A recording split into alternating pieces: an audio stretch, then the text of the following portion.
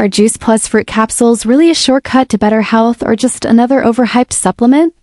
With big promises of delivering the nutrition of 20 real fruits and vegetables like apples, oranges, kale, and broccoli in just 2 daily capsules, Juice Plus claims to support your immune system, increase energy, and improve overall well-being.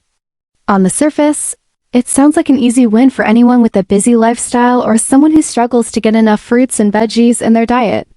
Many users do report noticeable benefits over time, including improved energy levels, fewer colds, and a general sense of feeling healthier.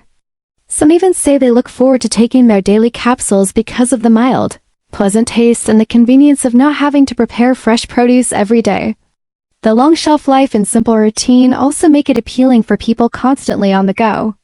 However, it's important to point out some downsides like the price, which can be a bit steep depending on your budget, and the fact that the gummy version doesn't satisfy everyone, often being criticized as more of a candy than a proper supplement. There's also the question of how much real impact these capsules have when compared to eating actual whole foods. So is Juice Plus a scam? Not quite, but it's also not a miracle health fix.